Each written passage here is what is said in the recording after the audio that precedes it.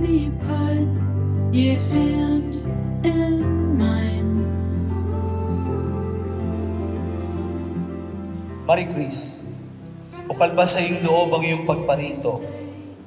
Upamakay sa dibdib si Mark Anthony na iyong pakamamahalin, paglilingkuran habang buhay.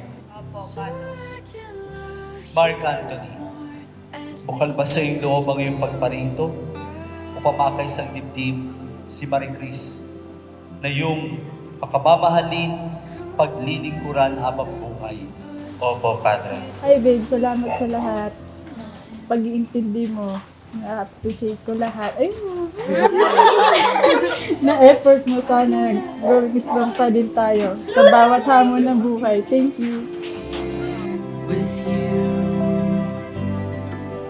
there's no place I'd rather be than right here with you.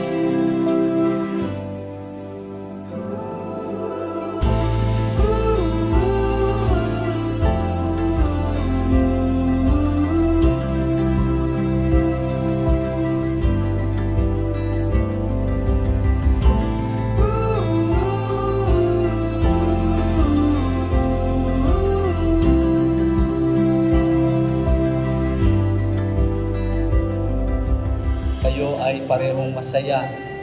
Pati ang mga taong nasa likod nyo, pamilya nyo, parents, kapatid, ninong, ninang, kamag-anak, kaibigan, lahat masaya dahil kinakasal na kayo. Let's be right here.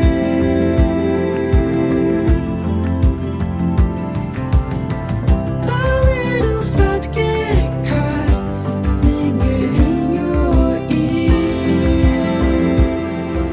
Una kong reminder, advice, para hindi kayo basta maghihiwalay, Mark at Marie Chris. Number 1, listen to one another. Listen to your partner. Hindi kayo maghihiwalay pag marunong kayo makinig sa isa't isa.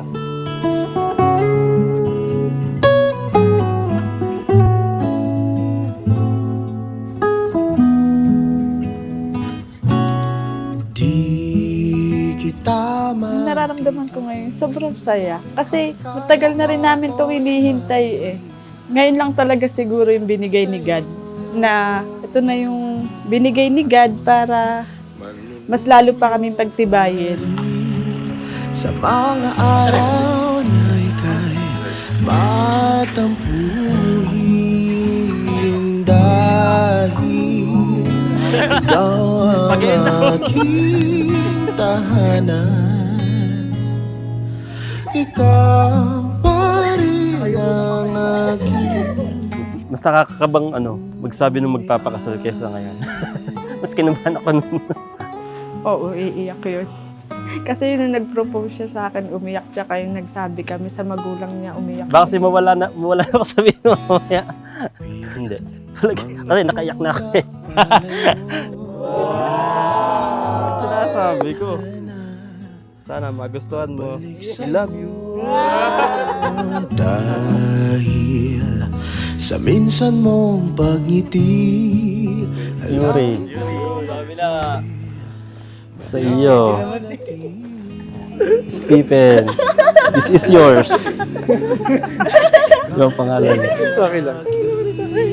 kalungan. Ako naman ang iyong sandalan. Nakaupo siya sa bangko, tapos hindi niya alam na may singsi akong dala. Sa tagal na namin magkasintahan, parang feeling namin, ready na talaga Ayaw kami. ko anong sasabihin ko sa kanya nun, kung ano isasagot ko eh. Pero hindi ako nag-yes. Ang sabi ko lang sa kanya nun, hindi ako nag-yes nun eh. Ang sagot ko sa kanya, abay, oo. Labag man sa aking kalooban dahil ika'y aking mahal.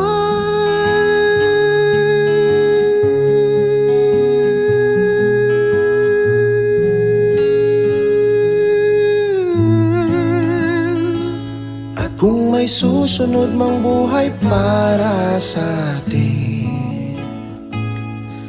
Hihilinging makilalang muli. Ikaw pa rin ang aking